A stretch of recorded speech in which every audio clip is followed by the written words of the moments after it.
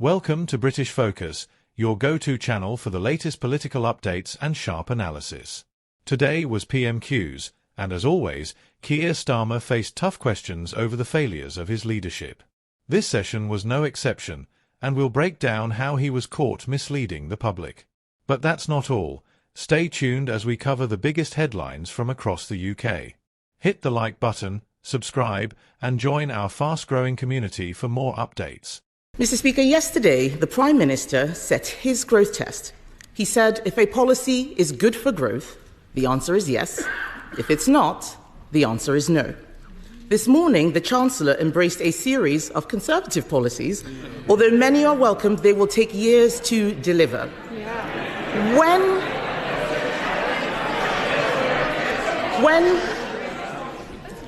Mr. Speaker, when Conservatives left office, we had the fastest economic growth in the G7. But what is the government doing for growth now? It's destroying it. Let's look at the employment bill. The government's own figures say it will cost business £5 billion a year. It clearly fails the Prime Minister's growth test. Will he drop it? Mr. Speaker, I think the proposition they left a golden inheritance was tested on the 4th of July. Which is why they're standing there. But she asked what we're doing. The ONS say we've got the highest investment for 19 years. PwC, second best place to invest in the world. IMF upgrading growth, predicted fastest growing major economy in Europe. Wages up, inflation down. Mr. Speaker, there's more to do. We're reforming planning and regulation, building the new homes that we need, supporting a third runway at Heathrow. And as she admitted to the CBI in November, there's no point me just complaining about Labour, she said. It's obvious that we Conservatives lost the confidence of business. We're not taking lectures from them. Mr. Speaker, he doesn't want to talk about the employment bill because he doesn't know about it. Last week, he misled the House. He was not on top of his own education bill, listening to Sorry. We can't accuse the Prime Minister of misleading the House. No. But he can't do it. I'm sure there's words that you would prefer to use.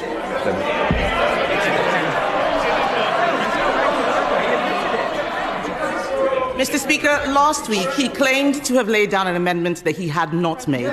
He doesn't know what is going on in here or out there. Last week, I spoke to a woman running a business in Exeter. She is terrified of taking on new staff.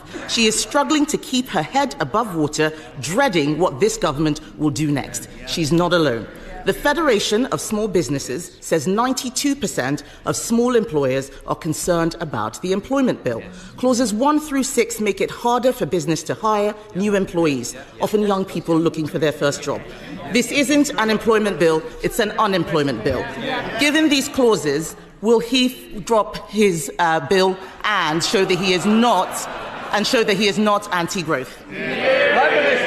Mr. Speaker, we believe in giving people proper dignity and protection at work. That's why we're proud of our record supporting workers.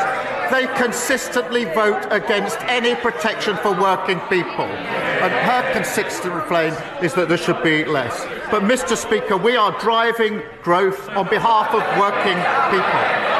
Good work rights are consistent with growth, and every good business knows that. And on top of the planning reform, the building the houses, supporting aviation, the Chancellor this morning spoke of the Oxford-Cambridge growth corridor, redeveloping Old Trafford, and manufacturing at East Midlands Airport. We want to grow the economy. The only policy she's got is to shrink pensions. Mr. Speaker, all his ideas are the ones that we thought of. He needs to make sure that we deliver for growth now as well as the future. To grow our economy, we must get more people off sickness and welfare and into work. Clauses 8 and 9 of the unemployment bill take us in the opposite direction by increasing entitlements. His government itself estimates that these changes will increase business costs from £600 million to £1 billion a year in sick pay. That will mean higher prices, fewer jobs, less growth. Will he drop these measures from the bill? No, Mr. Speaker. I think they're good for workers and good for growth. Mr. the same argument they made against the minimum wage and every protection for workers. And she says they're their ideas. Well, Mr. Speaker, she says she's in support of a third runway at Heathrow. Her shadow transport secretary says that it would be calamitous. The shadow business secretary is busy writing letters opposing airport expansion in his own backyard. Shadow chief secretary says the Oxford-Cambridge idea is flawed and he's against it. We're the coalition of builders, they're the coalition of blockers. Mr. Speaker, he forgets his own Chancellor blocked an airport in her constituency. They are hypocrites, Mr. Speaker. Let's talk about this employment bill. Part 1 of the bill means a new employee could start a job in the morning and take their employer to a tribunal that afternoon. It is no wonder that this bill has been called an adventure playground for lawyers. This bill is terrible for business, but it is great employment for lawyers. I know the Prime Minister loves the legal profession, but he needs to stop being a lawyer and start being a leader. This is another measure in the bill that fails his growth test. Will he show some leadership and drop it? Mr. Speaker, I understand she likes straight talking. She's talking absolute nonsense. She knows, and anybody who understands anything about the bill or any employment law will know you can't start in the morning and go to the tribunal in the afternoon. Now, Mr. Speaker, we know she's not a lawyer. She's clearly not a leader. If she keeps on like this, she is going to be the next lettuce. Mr. Speaker, he does not know what his bill is doing. He should listen to business who are terrified of this bill. The only workers he cares about are lawyers, but it is not just lawyers benefiting from this bill. Who else benefits? It's not taxpayers. They will be paying for even more welfare. It's not young workers. They won't get their first break. It's definitely not businesses. They are being hammered with yet more burdens. Who benefits, Mr. Speaker?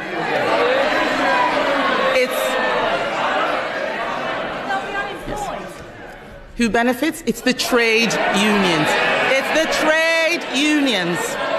Part 4 of the unemployment bill, Part 4, they haven't read it, Part 4 of the unemployment bill is the biggest expansion of trade union powers for a generation.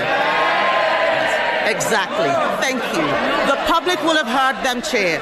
Rather than deregulating for business who create growth, he's deregulating for the unions. Clause 61 alone reduces the notice period for strikes to just 1 week. Given strikes are catastrophic for growth, will he drop Part 4 of the bill?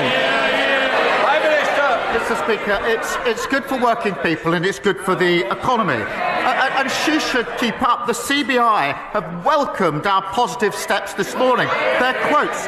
The Chancellor's just given a brilliant speech on the economy, fixing the mess they left and growing our economy. CBI said they celebrate their positive leadership, a clear vision to kickstart our economy. That's the difference. We're growing the economy. They left it in a complete mess. Mr. Speaker, the arrogance of the Prime Minister is that he thinks that it's his government that creates growth. He's wrong. It is business that creates growth. Our economy is built by entrepreneurs, risk takers, and the hard graft of working people.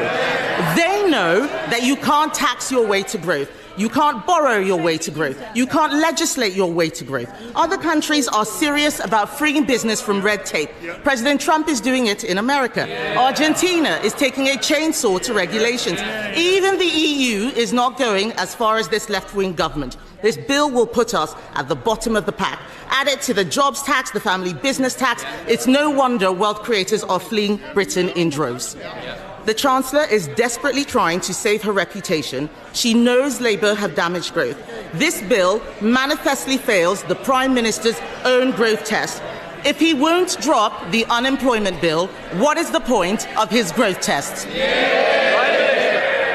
She's got a nerve. They broke the economy, completely destroyed it. They broke the health service, completely destroyed it. They've ruined us on prisons and everything else you can mention. They failed on every front. They're in no position to give us lectures on anything. And she says that she accepts they failed. They're changing. They've learnt absolutely nothing. Thank you, Mr. Speaker. Other news coming in, and this one is sure to spark debate. The chairman of a well-known bakery chain has slammed the Labour government for pushing forward with its planned tax increases, arguing that ministers simply don't understand business. And honestly, can we blame him? Time and time again, we see politicians making decisions that look good on paper but fall apart in the real world. Speaking in an exclusive interview, this prominent businessman didn't hold back. He painted a bleak picture of the UK economy, criticising the Chancellor, Rachel Reeves, and urging her to adopt policies similar to those being implemented by the US administration. And let's be honest, when business leaders start looking to America for economic guidance, you know something has gone terribly wrong. He stated, and I quote, "I think the most important thing is to put the entire Net Zero 2050 agenda on hold. The American government is leading the way, and the previous consensus on phasing out petrochemicals is over. With our extremely high electricity costs, attempting to become a global leader in net zero is economic suicide. We have to put a stop to it." Now, let's unpack this because it raises some crucial points. The net zero agenda, while ambitious, has been a financial burden on businesses across the country. Rising energy costs, overregulation, and excessive taxation are suffocating industries that are the backbone of our economy. Meanwhile, other nations are adapting and making changes to support their economies. The US, under its current administration, is prioritizing economic growth over aggressive climate policies. Argentina is slashing regulations left and right. Even the EU, which isn't exactly known for its laissez-faire approach, isn't going as far as Labour is in handcuffing businesses. So why is the UK making things harder for itself? Why are we watching wealth creators flee the country, taking jobs and investment with them? The businessman in question also called on Chancellor Rachel Reeves to roll back regulations, a plea that has become all too familiar. He pointed out how excessive bureaucracy, particularly in property planning, is making it impossible for businesses to expand. And this is a key issue. The UK is desperate for growth, but instead of cutting through the red tape, this government is wrapping businesses in even more layers of it. He added, "There needs to be a determined push to cut back on regulations surrounding property planning. At the moment, it's almost impossible, or takes far too long and costs too much, to build anything in this country. If we want to expand nuclear energy, which I support, the current process takes decades. We must speed up and streamline the development of new infrastructure, or we will never achieve a higher standard of living." And there it is, a brutally honest assessment of where we are. The government keeps talking about growth, but their actions are directly preventing it. Instead of helping businesses, they are taxing them into the ground. Instead of creating an environment where investment thrives, they are scaring off entrepreneurs with more regulations and higher costs. So, what's the solution? Well, let's start by actually listening to business owners, not just the ones who say what the government wants to hear, but those who create jobs, build industries, and drive economic growth. We need practical solutions, not ideological experiments. The UK has always been a powerhouse of innovation and enterprise, but if we don't change course soon, we risk falling behind while other nations race ahead. So, what do you think? Do you agree that Labour is harming businesses with its policies, or do you think these regulations are necessary? Let me know your thoughts in the comments below. And remember, if you found this breakdown insightful, hit that like button and subscribe to British Focus for more updates on the issues that matter most. Other news now, and this one has certainly got people talking. Prince William has made headlines once again, but this time, not for a royal engagement, but for choosing family over duty. That's right, the Prince of Wales decided to skip a high-profile international event to stay by Kate's side for her birthday in January. And let's be honest, in a world where the royal family is expected to prioritise duty above all else, this decision is quite significant. William was scheduled to attend the funeral of former US President Jimmy Carter in Washington, D.C., a major diplomatic event that would have placed him alongside world leaders and political figures.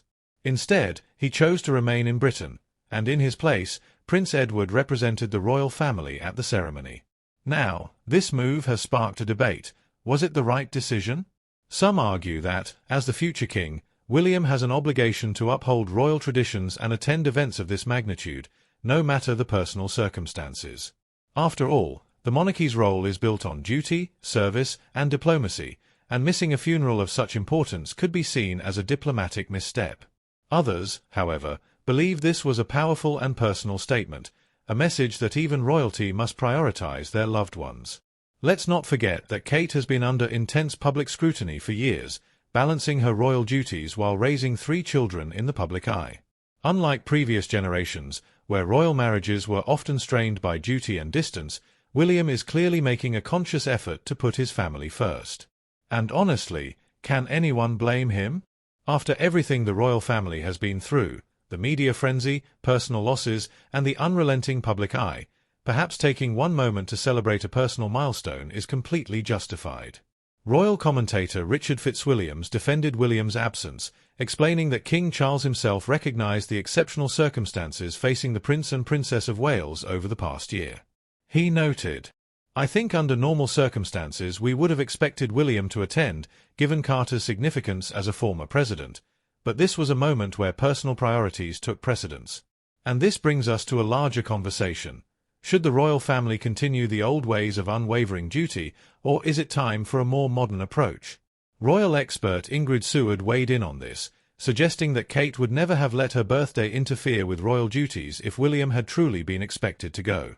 She stated, "If William had been expected to go, she would have insisted on it. But it was decided that Edward was the right person to attend." And that's an interesting point. This wasn't William abandoning royal protocol, but rather a calculated decision made by the palace. In other words, this wasn't a reckless move, it was carefully considered. Now, had William gone to Washington, it would have placed him in an interesting political situation. The trip would have brought him face to face with former U.S. President Donald Trump, whom he last encountered at the Notre Dame Cathedral reopening in December. Given the polarizing nature of American politics right now, perhaps avoiding unnecessary diplomatic complications was an added factor in his decision to stay home. But beyond politics, this moment highlights something even bigger, the evolving role of the royal family. Gone are the days when royals were expected to sacrifice personal happiness for duty without question. The modern monarchy is walking a fine line, balancing tradition with relevance, and William's decision to prioritize Kate sends a clear message: family comes first. And let's be honest, this is not the first time we've seen a royal challenge traditional expectations. Harry and Meghan's departure from royal life was another major example of the changing landscape within the monarchy. While William's decision isn't as extreme, it still shows a shift in priorities, one that favors personal well-being over rigid adherence to duty. Now, this decision will certainly have its critics. There will always be those who believe that a future king should never miss a moment of duty, no matter the circumstances. But in an era where public perception of the monarchy is evolving, perhaps moments like this are exactly what the royal family needs to remain relatable. So, what do you think? Was William right to stay with Kate, or should he have attended the funeral? Do you think this move signals a new era for the monarchy, or was it simply a one-off personal decision? Let me know your thoughts in the comments below. And with that, we come to the end of today's discussion. If you enjoyed this breakdown and want to stay updated on the latest news, hit that like button and subscribe to British Focus for more insightful content. Thanks for watching, and see you next time.